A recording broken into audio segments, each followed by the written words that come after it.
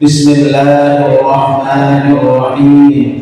Alhamdulillah mu'allimit thulabi wa usallimil khairi liman yata'allamu. Thumma assalatu wassalamu ala nabi wa alihi wa sahbihi la yuzamu. Ya Rabbana اغفر عنا ذنوبنا ووالدينا ولمن هو مسلم ندعوك اللهم علما نافعا من يومنا إلى الحساب يقوم آمين آمين آمين ويا فتاه آمين آمين آمين ويا عليم. Hadirin yang saya hormati, mari sama-sama kita dengarkan materi pelajaran yang akan disampaikan oleh guru kita, yaitu Al-Ustaz Hanif. Pada beliau dipersilakan. Assalamualaikum warahmatullahi wabarakatuh. Waalaikumsalam.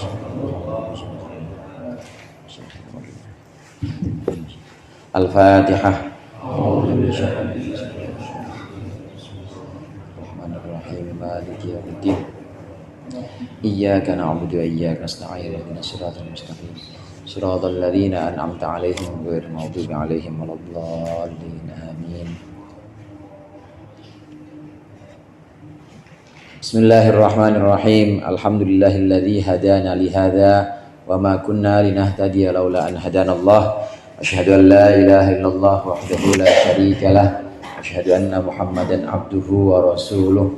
Allahumma shalli ala sayyidina Muhammadin abdika wa nabiyyika wa rasulika an-nabiyyil ummi wa ala alihi wa sahbihi wa sallim taslima bi qadri 'azamati dzatika fi kulli waqtin wa hin. Amma ba'du. Segenap jamaah Majelis Ta'lim Al-Hidayah lagi Al-Jihad. Emang namanya saudara tanggaan doang ya, timbang nyebrang doang itu ajak dia apa? Majelis Ta'lim Al-Jihad yang dimuliakan oleh Allah. Alhamdulillah malam hari ini kita berkumpul kembali untuk melanjutkan pengajian rutin kita yang semula pengajian kita adalah kitab Sulamut Taufik, namun pada malam hari ini kita akan bahas sedikit tentang puasa. Ini permintaan dari pengurus Majelis Ta'lim. Yang ngatur-ngatur saya pengurus itu. Nggak tahu, karena ya tuaan, namanya tuaan ya, jadi ngatur-ngatur saya itu pengurus. Atau mungkin juga emang hobinya puasa kayaknya nih. Dia hobinya puasa, maka dia minta supaya dibahas tentang khusus untuk ibadah yang namanya ibadah puasa. Dalam Islam itu ada ibadah-ibadah yang disebut dengan ibadah zohir, ibadah zohirah atau ibadah badan. Ibadah badan ini tersimpul dalam rukun Islam. Kalau kita lihat rukun Islam, yang pertama syahadatu alla ilaha illallah wa anna muhammadar rasulullah. Syahadat, bersaksi bahwa tidak ada Tuhan selain Allah dan bersaksi bahwa Muhammad adalah utusan Allah. Ini tetap syahadatnya syahadat badan atau ibadahnya ibadah badan. Syahadat itu yang dijadikan tolak ukur ya lisannya, mulutnya. Nah, mulut kan termasuk anggota zohir, jadi bukan hati. Sampai-sampai ada namanya sahabat namanya Usamah pada waktu itu. Ada sahabat Rasulullah namanya Usamah. Sahabat Rasulullah waktu itu ketika ada dalam satu ekspansi atau satu peperangan penaklukan, ada seorang musuh yang kemudian bersyahadat, asyhadu an la ilaha illallah wa asyhadu anna muhammadar rasulullah. Ini kemudian udah syahadat tapi masih dibacok juga sama Usamah, dibunuh juga. Nah, kejadian ini kemudian diketahui oleh Rasulullah, dilaporkan oleh Rasulullah. Usama dipanggil. Usama, aqatalta, apakah engkau aqatalta man qala la ilaha illallah, akawakawar Rasulullah sallallahu alaihi wasallam. Kenapa engkau bunuh orang yang sudah bilang asyhadu an la ilaha illallah wa asyhadu anna muhammadar rasulullah. Nah, ini kan jelas patokannya bahwa syahadat itu patokannya ada lisan. Selama dia sudah mengucapkan secara lisan, udah kedengeran, maka udah Islam. Maka darahnya udah dimuliakan, darahnya sudah haram, tidak boleh ditumpahkan. Jawaban Usamah waktu itu saat ditanya Rasulullah, kenapa engkau membunuh orang yang sudah syahadat? Kata Usamah, pura-pura dia Rasul. Dia cuma cari aman. Jawaban Rasulullah saat itu, Usamah, coba bayangkan gimana dulu saat engkau syahadat dan aku meragukan syahadatmu. Jawaban Rasulullah, bayangkan saat engkau syahadat pada masa awal dulu dan aku menganggap syahadatmu cuma pura-pura. Diem Usamah. Mulai saat itu Usamah sering nangis kalau ingat kejadian ini. Karena tetap yang namanya syahadat itu adalah ibadah badan. Hatinya orang misalnya belum syahadat tapi lisannya sudah syahadat, maka dia udah muslim. Kita harus sudah menjadikan itu sebagai tolak ukurnya, maka dia punya hak muslim. Ya, kalau sakit kita jenguk, kemudian kalau dia kira-kira dia mengucapkan salam ya harus kita jawab karena sudah hak sebagai muslim. Itu ibadah badan namanya. Ibadah badan yang pertama itu namanya syahadat dalam rukun Islam. Yang kedua namanya apa tuh rukun Islam yang kedua? Namanya sholat. Ibadah badan yang kedua, sholat ini adalah ibadah yang paling utama dibanding ibadah-ibadah yang lain. Ibadah itu diantara seluruh ibadah-ibadah badan dalam rukun iman, dalam rukun Islam, itu yang paling utama adalah sholat. Meskipun dibanding puasa. Contoh misalnya, ada orang sholat puasa, saudara. Ada orang sholat misalnya sholat sunnah. Kemudian dibandingkan dengan puasa sunnah, maka tetap utamanya lebih utama sholat sunnah. Cuman biasanya kan kalau orang yang puasa kan biasanya dari subuh sampai maghrib gitu ya, puasa terus. Sekarang saya tanya, ada nggak yang sholat sunnah dari subuh sampai maghrib gitu? Ada nggak? Nggak ada. Makanya tetap utamanya memang kalau dari segi keutamaan dilihat dari lamanya. Kalau seandainya sama-sama lamanya ya sekian waktu, maka lebih utama sholat sunnah dibandingkan dengan puasa sunnah. Lebih utama sholat sunnah. Kalau sholat sunnah terus-terusan dari subuh sampai maghrib, nah tetap ada keutamaan puasa di atas sholat misalnya kalau dihitung masa waktunya, karena puasa bagaimanapun tetap puasa itu dari subuh sampai maghrib.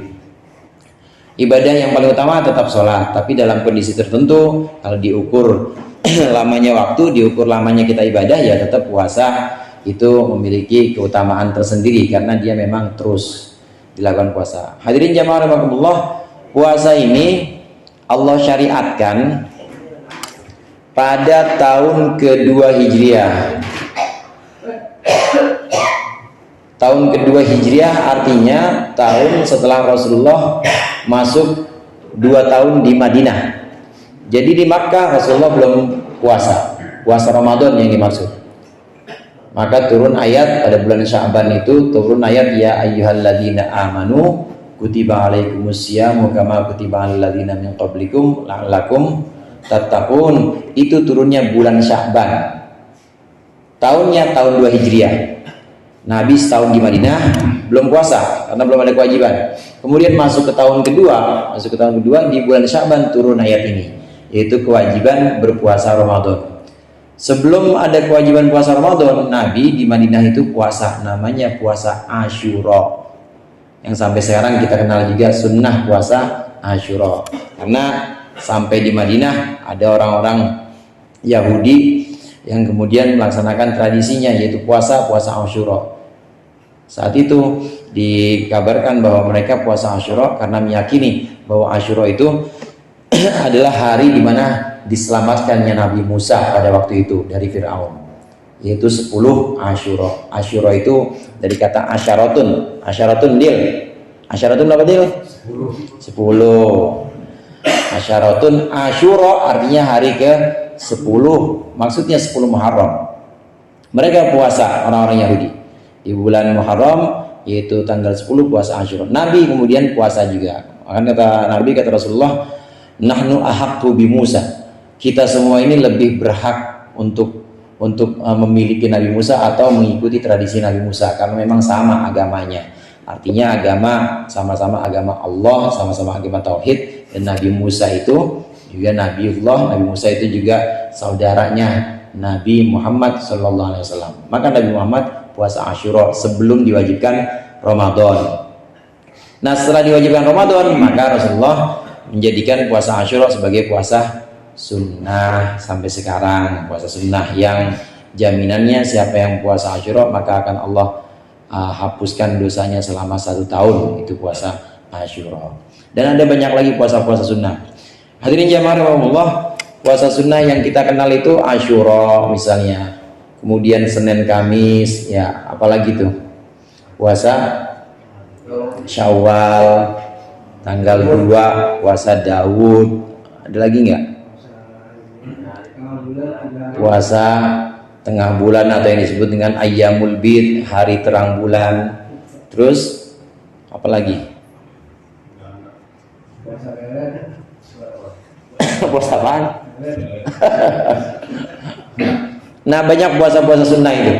Puasa-puasa sunnah ini syaratnya lebih longgar, rukunnya lebih longgar dibanding puasa wajib. Dalam puasa sunnah kita tidak niat malam hari itu asal belum zuhur aja kemudian kita niatin jadi puasanya. Kalau puasa sunnah asal ya selama saat kita niat itu memang belum makan apa-apa. Kalau kita udah batal, ngopi udah nambah, nasi uduk udah sepiring, jam 10 niat puasa sunnah lah. Itu bukan puasa. Asal kita dari subuh belum makan apa-apa nih, dari subuh belum masukkan apa-apa, belum melakukan hal-hal yang membatalkan, termasuk juga belum berhubungan suami istri misalnya, memang belum membatalkan puasa habis subuh. Kemudian kita niat puasa jam 10, belum zuhur kan jam 10, itu sah kalau puasa sunnah. Puasa sunnah apapun itu sah. Rukunnya lebih longgar dibanding puasa wajib atau puasa Ramadan. Di antara puasa wajib itu bukan hanya Ramadan, termasuk puasa yang dinadarkan. Puasa yang dinadarkan maka wajib. Niatnya nggak bisa seperti puasa sunnah. Jam 8:30 pagi baru niat, nggak bisa kalau puasa nadar. Belum makan nih, mau bayar nadar, puasa yang kemarin punya nazar kalau kira-kira ziarah banyak yang ikut dan semuanya banyak lebihnya, misalnya dia pengen puasa sunnah 2-3 Senin 3 Kamis misalnya. Nah kebetulan hari Kamis belum sarapan, belum ngapa-ngapain, sampai 9:30 baru niat puasa bayar nadar, nggak bisa karena dijadinya dia puasa wajib. Puasa wajib itu niatnya harus di malam hari. Kalau kita renungkan ini puasa dari puasa sunnah, kalau kita kumpulkan gitu ya, dari puasa Senin Kemis, kemudian setelah itu ada puasa Ayyamul Bid atau hari yang disebut hari terang bulan, kemudian ada puasa Asyura, dan ada puasa banyak lagi sebelum Idul Adha, itu namanya puasa Arafah. Ada puasa namanya puasa Tarwiyah tanggal 8-nya. Ini terus kalau kita renungkan, memang andai kita amalin itu semua yang sunnah-sunnah, maka perut kita itu nggak pernah yang namanya perut kita itu makan terus atau bekerja terus lebih dari 4 hari, itu nggak ada. Pasti maksimal perut kita itu makan, artinya makan kerja terus itu maksimal 4 hari. Lebih dari 4 hari pasti kita udah puasa lagi. Kalau kita amalin semua, orang sini gitu semua kan ya. Jadi perutnya dirawat banget gitu. Coba kita hitung nih, Senin Kemis. Senin ya, Rabu Kemis kan baru 2 hari kerja tuh perut. Diajak puasa lagi Kemis.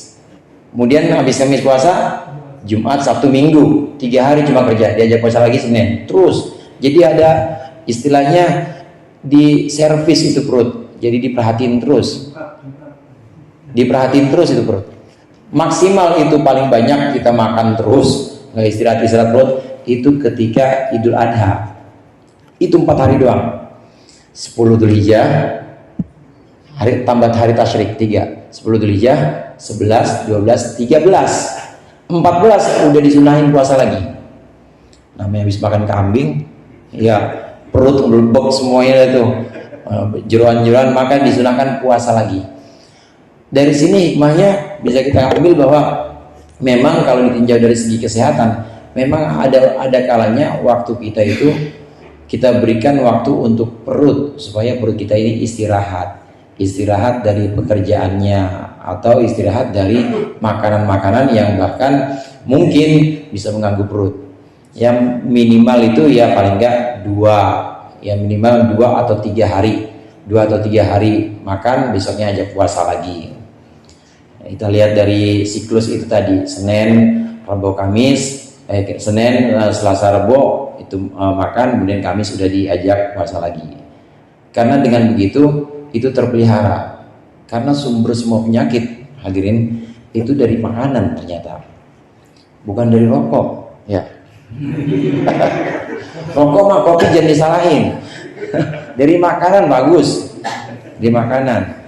Asal makanannya apik, dijaga, makan 2 hari besoknya diajak puasa lagi, makan 3 hari besoknya diajak puasa lagi, insya Allah sehat tuh yang begitu.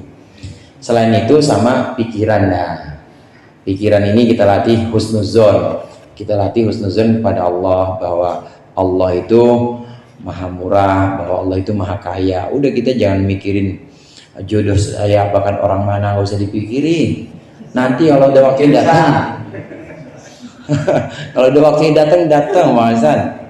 Pokoknya pasrah. Ya pokoknya asal dinanyain, ya bilang aja tanggal 1 Januari.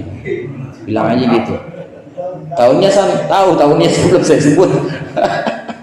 Pokoknya 1 Januari, nggak tahu tahun berapa, pokoknya 1 Januari gitu aja. Itu husnuzon dari pikiran dan dari makanan memang.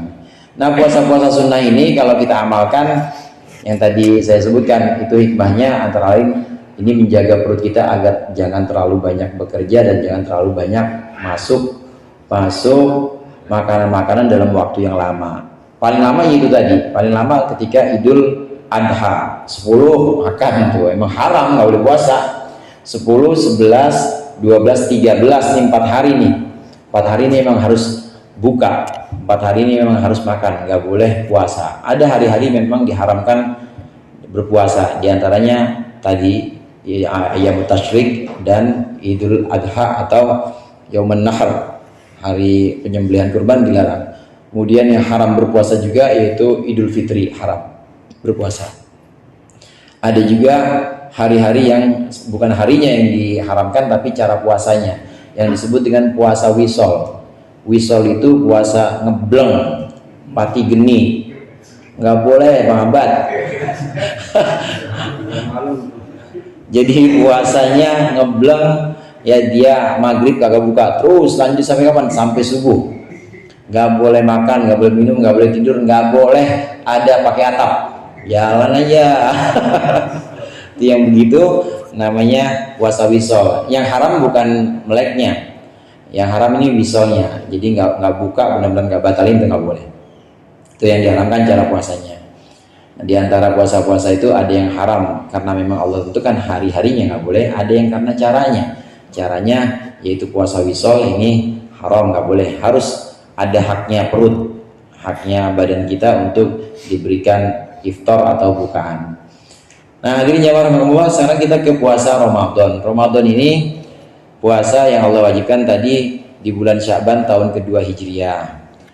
Rukun puasa Ramadan itu ada 2. Yang pertama niat. Niat ini sebagaimana telah kita singgung tadi, untuk puasa Ramadan dan puasa wajib, karena sifatnya wajib maka niatnya harus di malam hari. Kalau kita tidak niat di malam hari maka puasanya batal, puasanya tidak sah. Meskipun kita puasanya dianggap tidak sah, jadi nggak dianggap puasa, dianggap nggak sah berarti nggak dianggap puasa, tetap kita haram buka. Ada orang lupa, dia nggak niat puasa, malam terawih dia nggak niat puasa, Besokannya dia puasa baru ingat habis subuh, iya tadi malam nggak niat ya, itu dia puasanya nggak dianggap, tetap puasanya itu tidak dihitung sebagai puasa karena nggak ada niat. Terus boleh ngopi nggak dia? Nggak boleh, tetap haram. Jadi tetap ikutin orang-orang. Ini pentingnya niat pada puasa wajib atau puasa fardu. Puasa wajib atau puasa fardu niatnya harus di malam hari, nggak bisa kayak puasa sunnah tadi, dia lebih ketat. Rukunnya yang pertama adalah niat. Dalam niat ini hadirin harus ada kata-kata nawaitu, harus ada kata-kata nawaitu soma. Nawaitu soma itu namanya menyebutkan maksud atau qasad, maksud perbuatan kita atau maksud amalan kita, itu harus disebutkan. Nawaitu soma harus ada tuh. Aku berpuasa harus ada. Kemudian harus menyebutkan fardu, harus ada qasad, harus ada fardu. Jadi harus ada fardi syahri ramadhana atau harus ada fardhon lillahi ta'ala. Aku niat puasa Ramadan besok, harus ada menyebutkan itu. Kemudian harus ada yang namanya ta'yin. Ta'yin itu menentukan atau menspesifikasi, mengkhususkan puasa yang sedang kita jalani besok itu adalah puasa Ramadan tahun ini. Jadi bagaimana lafadznya? Sebagaimana yang kita ucapkan tiap habis witir biasanya, nawaitu soma godin an adai fardi syahri ramadhani hadhihi sanati lillahi ta'ala. Udah ada fardunya, udah ada sebutkan fardu soma godin, nawaitu soma godin an adai fardi syahri ramadhani hadhihi sanah, yaitu mentakyin untuk puasa bulan Ramadan tahun ini. Sudah ada takyin, atau sudah ada pengkhususan bahwa kita puasa Ramadan tahun ini. Ada takyin, kemudian ada qasad, nawaitu somanya, nawaitu soma godinnya, kemudian ada fardunya tadi, an adai fardi. Boleh juga begini, nawaitu soma godin an adai syahri ramadhani hadhihi sanati fardhon lillahi ta'ala. Fardunya itu diletakkan di belakang, yang penting ada. Bahasa Indonesia bagaimana? Aku niat puasa Ramadan besok hari, fardu melaksanakan bulan Ramadan tahun ini, misalnya lillahi ta'ala. Atau fardunya taruh belakang, wajib atau fardu lillahi ta'ala, karena Allah ta'ala. Jadi dalam niat paling tidak harus mengandung tiga itu, nawaitu soma godin, kemudian fardu, kemudian Ramadan hadhihi sanah, Ramadan tahun ini, harus disebutkan itu, namanya ta'yin. Ini niat yang harus kita ucapkan di malam hari. Kalau kita lupa niat, maka tidak dianggap puasa kita besoknya, tapi tetap wajib imsak, tetap wajib menahan diri. Nah, terus bagaimana? Pernah saya sampaikan di beberapa kesempatan mungkin, bagaimana untuk mengantisipasi itu? Untuk mengantisipasi itu kita disunnahkan niat di awal malam besok, awal Ramadan, malam Rabu misalnya, maka kita niat, pakai bahasa Indonesia juga nggak apa-apa, aku niat puasa seluruh Ramadan tahun ini fardu mengikuti Imam Malik lillahi ta'ala. Seperti itu, mengikuti Imam Malik lillahi ta'ala. Jadi ada taklidnya, ada ikutannya, mengikuti Imam Malik lillahi ta'ala. Karena dalam ibadah itu kita harus tahu betul kita mengikuti ini wajib atau boleh, ini menurut siapa. Maka kita sebutkan tadi, aku niat puasa Ramadan aku niat puasa seluruh Ramadan tahun ini fardu mengikuti Imam Malik lillahi ta'ala, karena Allah ta'ala. Itu kalau di awal Ramadan, malam Rabu besok misalnya udah ngucapin itu. Andai lupa tanggal 15 lupa, malam 15 lupa nggak niat, maka udah ketambel dengan yang pertama. Karena kalau nggak seperti itu repot. Saya dulu pernah waktu belum tahu itu ya, zaman segede Fadil, gedean dikit Dil ngantuk, gedean dikit, udah ya SMP ya tetap nggak boleh buka, tapi lupa niat, tetap nggak boleh buka. Jadi antisipasinya di awal Ramadan malam pertama itu kita niat seluruh Ramadan tahun ini fardu karena Allah ta'ala. Niat ini di malam hari tidak boleh setelah subuh. Fajar yang dimaksud di sini adalah subuh, nggak boleh niat diletakkan setelah subuh, harus malam. Jadi harus sebelum masuk waktu subuh. Waktu sahur niat boleh, atau waktu kita bangun malam jam 12 boleh, atau setelah kita terawih boleh, atau habis buka langsung niat, nggak apa-apa. Allahumma lakasuntu abika amantu, batalin nawa itu soba godin lagi boleh, nggak apa-apa. Yang penting jangan sampai lupa aja. Habis sahur, waktu sahur atau habis sahur itu boleh. Itu yang penting niat. Yang penting niat. Kalau niat itu udah diucapkan, maka puasanya besok udah dianggap sah. Kemudian rukun yang kedua dari puasa wajib itu menahan diri dari semua yang membatalkan. Yang membatalkan puasa itu antara lain adalah makan dan minum. Makan dan minum itu membatalkan puasa. Kemudian udah jelas nih makan dan minum ya, kita udah tahu semua. Kemudian di antara yang membatalkan puasa yaitu berhubungan suami istri, membatalkan puasa. Meskipun nggak sampai inzal atau nggak sampai keluar mani, uring-uringan kan kalau gitu ya, nggak sampai keluar, udah gitu suruh bayar juga lagi, batal juga puasanya, batal. Termasuk yang membatalkan puasa juga istimna. Istimna itu mengeluarkan mani. Mengeluarkan mani baik dengan cara halal maupun cara haram, itu membatalkan puasa. Termasuk yang membatalkan puasa itu muntah dengan sengaja. Orang perutnya nggak enak banget perasaan, pengennya nih kayaknya kalau dimuntahin enak nih, sengaja dia muntahin, batal puasanya. Tapi kalau nggak sengaja, naik, namanya belum pernah naik Alphard ya, dia mabok. Biasanya kan naiknya Mio kayak saya gitu. Naiknya diajak naik mobil cakep, mabok, muntah, nggak batal, nggak apa-apa. Tapi yang muntah yang disengaja itu yang membatalkan.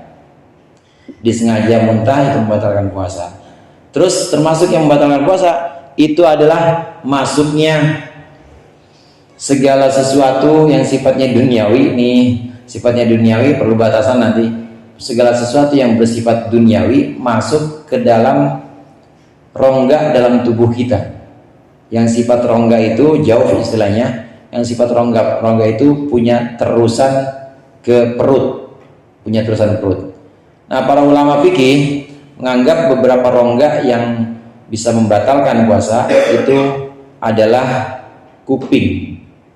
Kalau sampai ada benda-benda dunia masuk ke dalam kuping, air misalnya, masuk ke dalam daerah ini, daerah dalamnya kuping. Kalau sininya nggak apa-apa, bagian luar yang kelihatan nggak apa-apa masuk. Tapi kalau sampai masuk dalam, batal, karena ini termasuk rongga. Rongga itu kuping diantaranya. Kemudian termasuk rongga, mulut udah jelas. Saya nggak makan Ustaz, tapi apa? Cuma ngerokok doang. Nah, masuk rongga itu batal, karena udah masuk rongga. Termasuk rongga hidung. Masih ada fake inhaler ya. Fake inhaler itu juga. Fake inhaler itu juga termasuk dimasukkan ke dalam hidung termasuk rongga, maka bisa membatalkan juga. Karena di situ ada rasanya. Ada rasanya. Nah, termasuk rongga juga adalah dua jalan keluarnya kotoran kita, kubul maupun dubur. Itu termasuk rongga juga. Karena ini rongga yang manfaat, istilah dalam kitab-kitab itu, manfaat punya jalan terus yang nembus ke perut. Asal dia punya jalan terus aja, itu jalan terus itu rongga. Rongga itu yang sifatnya jalan ada terusan, itu namanya rongga. Jauh. Nah, adapun sesuatu yang dalam tubuh tapi dia tidak bersifat jauh atau tidak bersifat rongga, seperti pori-pori misalnya, itu nggak membatalkan. Atau dia buat lubang baru tapi nggak langsung ke perut, nggak ada jalan tembus ke perut, maka tidak batal juga. Nah, kasus ini sama seperti orang suntik. Hadirin, suntik, asal suntiknya bagian sini kan nggak ke perut, nggak apa-apa, nggak batal. Suntik, mau itu vaksin, mau booster, mau apa, asal suntik. kecuali kalau suntiknya di bagian perut dan ada masuk ke lambung atau masuk perut, nah itu membatalkan puasa. Atau di sini tapi suntiknya suntik buat ngenyangin, batal. Itu namanya lari dari kenyataan. Dia ogah lapar, ogah haus, pakai suntik itu. Dia suntiknya habis sholat duha, batal. Itu membatalkan puasa. Jadi termasuk yang membatalkan puasa itu tadi yang terakhir, yaitu masuknya sesuatu yang sifatnya duniawi ke dalam tubuh melalui rongga-rongga yang tadi saya sebutkan. Bagaimana dengan mata? Mata, ulama fikih mengatakan mata itu tidak ada jalan terusnya ke perut. Walaupun ada, dia ketutup dengan selaput-selaput. Beda sama kuping itu tidak tertutup dengan selaput. Jadi kalau kita alirkan, dan hidung misalnya, hidung itu tidak ada selaput-selaput. Kalau kita alirkan, ngalir langsung, bisa langsung. Walaupun dia itu agak lambat ngalirnya ke perut, tetap dia masuk. Jadi kalau mata bagaimana? Mata nggak termasuk rongga.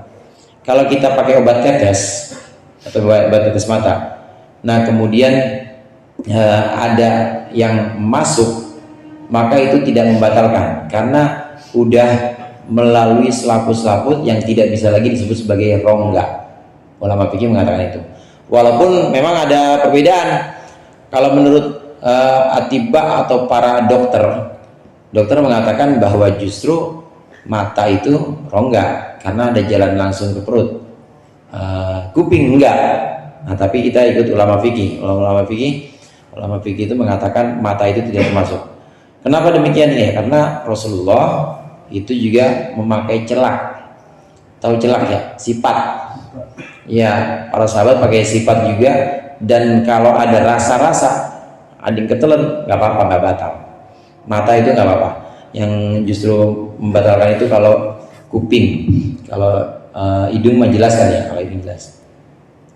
Nah dari sini mungkin pernah kejadian, gimana kalau kita ada perasaan nggak pakai sifat, kita juga nggak pakai obat tetes kuping apa-apa, tapi kok ada perasaan ada yang turun, ya entah itu reak. Kalau orang lagi ini kan ingus mulu ya, kalau lagi sakit flu atau lagi pilek kan ingus mulu. Kalau ada yang turun gimana dari sini? Perasaan turun, nggak apa-apa, nggak batal.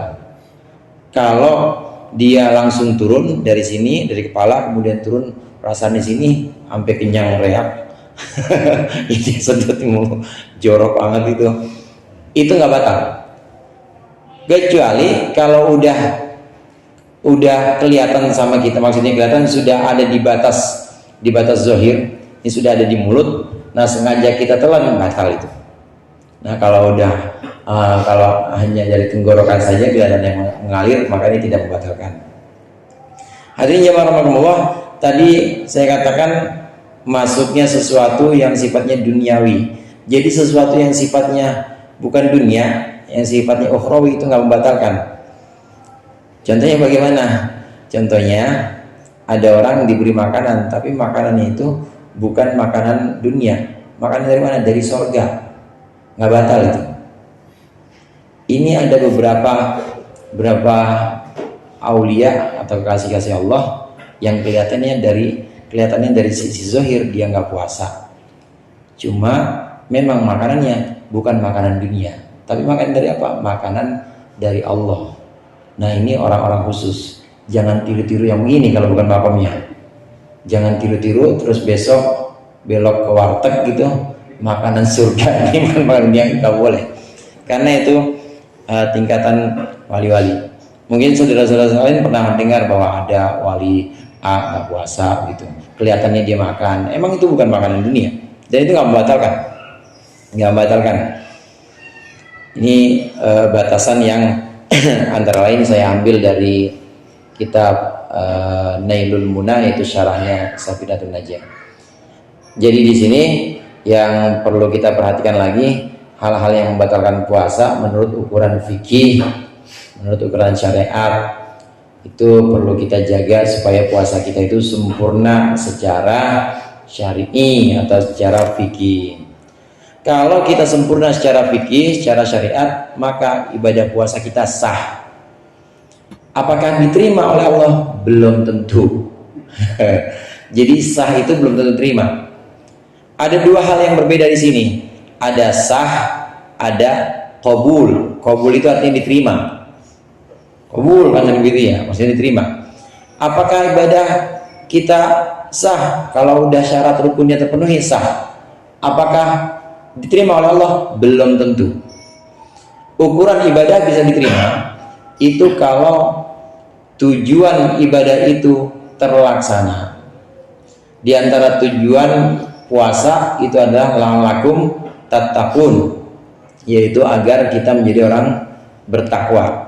Kalau kita sudah bisa bertakwa, lisan kita terjaga karena puasa kita, mata kita terjaga karena puasa kita, tangan kita terjaga, perut kita terjaga, hati kita terjaga karena kita sedang puasa, maka itu sudah dikatakan puasanya sah dan diterima oleh Allah. Jadi ukuran diterima ini bukan ukuran fikih, tapi ukuran diterima ini adalah ukuran tujuan atau goal yang ingin dicapai dari ibadah itu apa. Contoh lain sholat, saudara. Kalau kita sholat udah syaratnya dipenuhi semua, nutup aurat, bersih dari najis, suci dari hadas, menghadap kiblat, semuanya udah dipenuhi. Rukunnya udah mulai dari takbiratul ihram, Fatihah sampai salam semua dipenuhi. Apakah sudah sah? Sah. Apakah diterima? Belum tentu. Lihat dari efek sholat itu. Kalau efek sholat itu tanha anil fahsya'i wal munkar, dia bisa mencegah kita dari perbuatan keji dan munkar. Lambat laun sholat kita kok bisa menuntun kita nggak mau maksiat, kemudian lebih giat lagi menjalankan perintah-perintah Allah, maka itu bisa dikatakan sholat kita diterima. Ukuran diterima di sini atau qabul adalah ukuran yang nanti tolak ukurnya, barometernya itu adalah efek dari ibadah puasa kita atau sholat kita. Jadi ada dua hal yang berbeda di sini, yaitu qabul dan sihah. Apakah sah, sihah, ataukah apakah diterima puasa kita, nanti diukur dari situ lagi. Itu Isa apa? Belum ya? Itu selawat. Tarhim.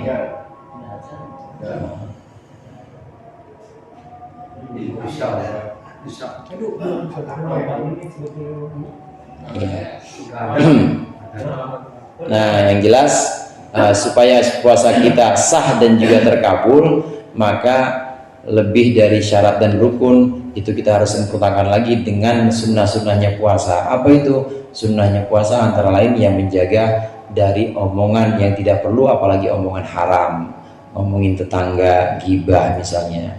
Kemudian juga menghindarkan dari sesuatu yang memang Allah larang, seperti perbuatan-perbuatan yang memang kalau nggak puasa aja haram, maka saat puasa itu lebih kita jauhkan lagi. Ini untuk menghasilkan qabulnya atau diterimanya puasa kita dan ibadah kita yang lain juga sedemikian. Mungkin itu saja. Kita lanjutkan kalau ada.